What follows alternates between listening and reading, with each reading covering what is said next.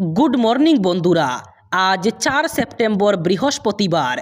আজকের সকালের বরাক তথা সমগ্র আসামের গুরুত্বপূর্ণ খবরগুলি হলো: এবার প্রধানমন্ত্রী আবাস যোজনা অথবা সরকারি গড়ের অনিয়ম রোধে শ্রীভূমি উন্নয়ন পরিষদের নতুন পদক্ষেপ। আবেদনের জন্য শুধুমাত্র সরকারি পোর্টাল ব্যবহার করুন এবং দালালদের থেকে সতর্ক থাকুন। সরকারি গড়ের নামে কোনো ব্যক্তি জনগণের কাছ থেকে টাকা আদায় করলে আইনি পদক্ষেপের হুঁশিয়ারি দিল শ্রীভূমি উন্নয়ন পরিষদ। প্রকৃত বাসিন্দারা প্রধানমন্ত্রী আবাস যোজনার আওতায় সরকারি গড় পেতে হলে অনলাইনে নতুন করে আবেদন করতে পারবেন। উন্নয়ন পরিষদের নামে টাকা সংগ্রহকারীদের থেকে সাবধান থাকার আহ্বান জানিয়েছে শ্রীভূমি উন্নয়ন পরিষদ। আগামী 6 সেপ্টেম্বর শনিবার বন্ধ মানতে নারাজ শ্রীভূমি বিজেপি। কোনো আন্দোলনেই শ্রীভূমির নাম পরিবর্তন হবে না, এবার উদাত্ত কণ্ঠে জানিয়ে দিলেন জেলা বিজেপির প্রাক্তন সভাপতি সুব্রত ভট্টাচার্য। তিনি বলেন, বিরোধীদের হাতে কোনো কাজ নেই, তাই বিরোধী সব দল মিলে শ্রীভূমি নাম নিয়ে রাজনীতি করছে। এবার পাল্টা অভিযোগ বিজেপির। উল্লেখ্য, বেশ কয়েকদিন থেকে শ্রীভূমির নাম পরিবর্তন নিয়ে অর্থাৎ করিমগঞ্জের নাম পরিবর্তন করে শ্রীভূমি রাখা নিয়ে বিরোধীরা তীব্র আন্দোলন করছেন। এবার আগামী 6 সেপ্টেম্বর অর্থাৎ শনিবার পুরো শ্রীভূমি বন্ধের ডাক দিয়েছেন বিরোধীরা। এ নিয়ে এবার মুখ খুললেন জেলা বিজেপির প্রাক্তন সভাপতি সুব্রত ভট্টাচার্য।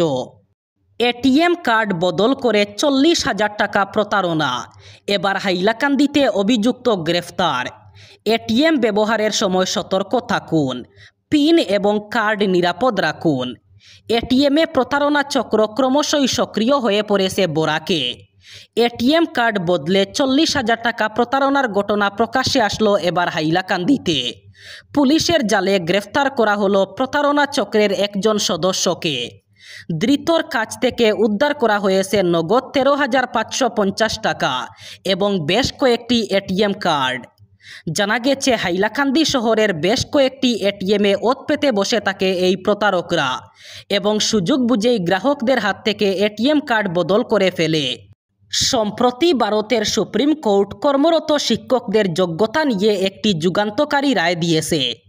এই রায়টি বিশেষ করে সেই সমস্ত শিক্ষকদের জন্য গুরুত্বপূর্ণ যারা দীর্ঘদিন ধরে শিক্ষকতা করছেন কিন্তু টেট উত্তীর্ণ নন। একটি মামলার পরিপ্রেক্ষিতে এই রায় আসলেও এর প্রভাব সারা দেশের শিক্ষা মহলে আলোচনার বিষয় হয়ে উঠেছে। এই রায়ের মূল বিষয়গুলি হল: সুপ্রিম কোর্টের এই রায়টি মূলত দুটি ভাগে শিক্ষকদের জন্য নির্দেশিকা দিয়েছে।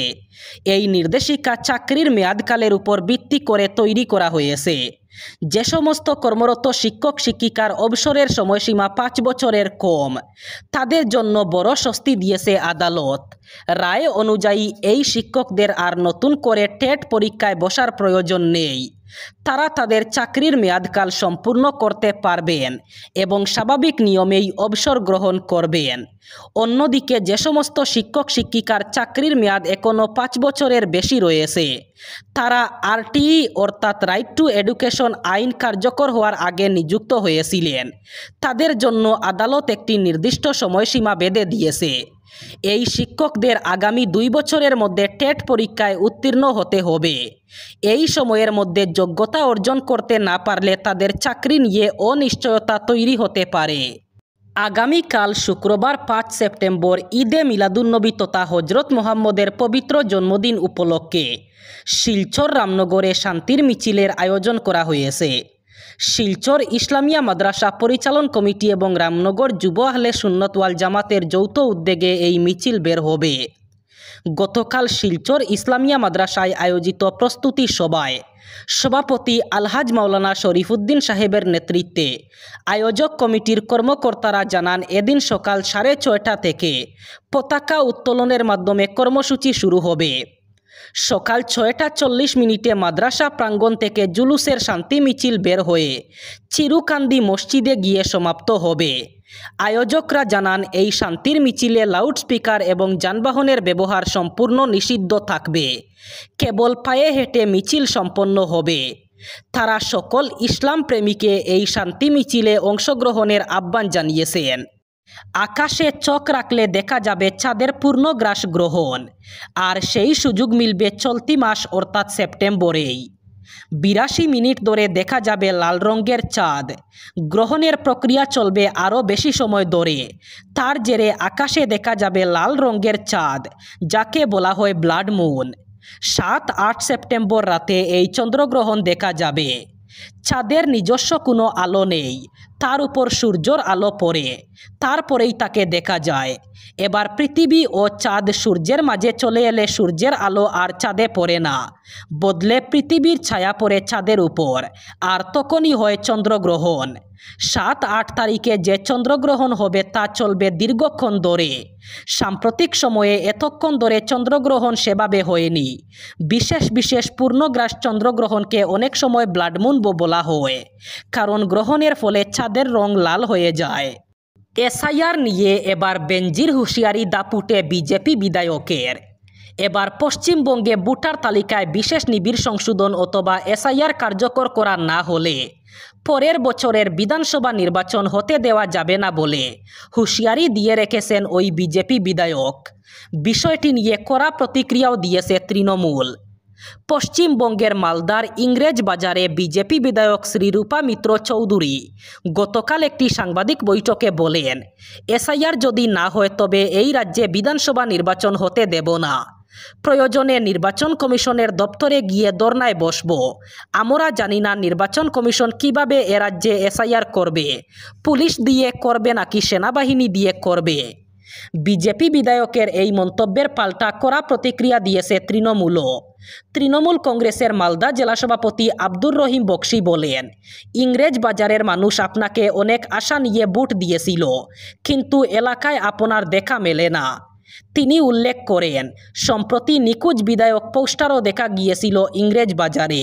মুখ্যমন্ত্রী ডক্টর হিমন্ত বিশ্ব শর্মা 2 দিনের সফরে এসে শিলচরে 2টি মূর্তি উন্মোচন করে গেছেন এবং অনুষ্ঠানের পর মুখ্যমন্ত্রী বিভিন্ন ইস্যুতে কথা বলতে গিয়ে সুস্মিতা দেবকে অতিথি বলে অবহিত করার পাশাপাশি সুস্মিতা হিন্দুদের বিভাজন করার চেষ্টা চালাচ্ছেন বলেছিলেন। একই সঙ্গে বরাকের হিন্দু বাঙালিরা সুরক্ষিত বলে মুখ্যমন্ত্রী এদিন মন্তব্য করে গেছেন। মুখ্যমন্ত্রীর এই মন্তব্যের পরিপ্রেক্ষিতে গতকাল শিলচরে এক সাংবাদিক বৈঠক ডেকে সাংসদ সুস্মিতা দেব পাল্টা অভিযোগ করে বলেন, মুখ্যমন্ত্রী অসমে বিভাজন সৃষ্টি করছেন। সুস্মিতা দেব জানান, বিজেপি যে রাস্তায় হাঁটছেন সেই রাস্তায় চলতে রাজি নয় তৃণমূল কংগ্রেস, কারণ বাঙালি বিরোধী মনোভাব রয়েছে মুখ্যমন্ত্রী সহ শাসক দলের। তথ্য তুলে ধরে তিনি জানান, এনআরসি ও কার ক্ষেত্রে হিন্দু বাঙালিরা বেশিরভাগ বঞ্চিত হয়েছেন, তাহলে হিন্দু বাঙালিরা কিভাবে সুরক্ষিত? মুখ্যমন্ত্রীর কাছে এর জবাব চেয়েছেন সুস্মিতা। কা বিজেপির একটি ফ্লপ শো বলে মন্তব্য করেন সুস্মিতা, কারণ কায়ের মাধ্যমে বিজেপি হিন্দু বাঙালিদের বিদেশি সাজানোর প্রয়াস করছে বলে অভিযোগ করেছেন সুস্মিতা। মুখ্যমন্ত্রীকে অযথা মিথ্যার আশ্রয় না নেওয়ার আবেদন রাখেন। শাসক দল হিন্দু বাঙালিদের জন্য এখনো পর্যন্ত কী করছে এ প্রশ্ন উত্থাপন করেন তিনি বলেন, যেদিন হিন্দু বাঙালিরা সরে দাঁড়াবেন সেদিন বিজেপির কোমর ভেঙে যাবে। এক হৃদয় বিদারক ঘটনা। বিয়ের দিন ঠিক ছিল আগামী 16 অক্টোবর, কিন্তু বিয়ের পিঁড়িতে আর বসা হলো না বছর 25-এর মঞ্জিরা বরদলইয়ের। এক সড়ক দুর্ঘটনায় চোখের পলকেই শেষ করে দিল সব স্বপ্ন। এক গা শিহরণ জাগানো ঘটনা। রাজ্যের চাংসারির এফসিআই গুদামের সামনে সড়ক দুর্ঘটনায় অকাল মৃত্যু হলো মঞ্জিরার। জানা যায়, গত মঙ্গলবার বিকেল 3:30টার দিকে মঞ্জিরা নিজের স্কুটিতে কর্মস্থল থেকে বাড়ির দিকে ফিরছিলেন। সেই সময় চাংসারি থানার অন্তর্গত ভারতীয় খাদ্য নিগমের গুদামের কাছে ট্রেলারের পেছনে ধাক্কা মারে তাকে। উপর দিয়ে চলে যায় ট্রেলার। দুর্ঘটনায় ঘটনাস্থলেই তিনি প্রাণ হারান। গতকাল উত্তর গৌহাটির শিলসাকরের শ্মশানে মঞ্জিরা বরদলইয়ের শেষকৃত্য সম্পন্ন হয়। কনে হওয়ার আগেই সবার আপন স্নেহের মেয়েটি বিদায় নিল এই পৃথিবী থেকে। উত্তর গৌহাটির শিলসাকরের প্রয়াত প্রবাদ বরদলইয়ের কন্যা 25 বছর বয়সী মঞ্জিরা বরদলই। শেষকৃত্যের আগে বিয়ের জন্য কেনা শাড়ি পরানো হলো মঞ্জিরাকে। এবার বরাক উপত্যকার 3 জেলার আজকের আবহাওয়ার খবর। আজ 4 সেপ্টেম্বর বৃহস্পতিবার বরাক উপত্যকার 3 জেলায় গরমের সম্ভাবনা। আজ শিলচর কাছাড়ে সর্বোচ্চ তাপমাত্রা থাকবে 33 ডিগ্রি সেলসিয়াস এবং সর্বনিম্ন তাপমাত্রা থাকবে 26 ডিগ্রি সেলসিয়াস। শ্রীভূমি করিমগঞ্জে আজ সর্বোচ্চ তাপমাত্রা থাকবে 33 ডিগ্রি সেলসিয়াস এবং সর্বনিম্ন তাপমাত্রা থাকবে 26 ডিগ্রি সেলসিয়াস। হাইলাকান্দি জেলায়ও আজ সর্বোচ্চ তাপমাত্রা থাকবে 33 ডিগ্রি সেলসিয়াস এবং সর্বনিম্ন তাপমাত্রা থাকবে 26 ডিগ্রি সেলসিয়াস। আজ বরাক উপত্যকার 3 জেলায় গরমের সম্ভাবনা। এই ছিল আজকের সকালের গুরুত্বপূর্ণ খবরগুলি। ভিডিওটি অবশ্যই লাইক করবেন এবং চ্যানেলটি সাবস্ক্রাইব করবেন।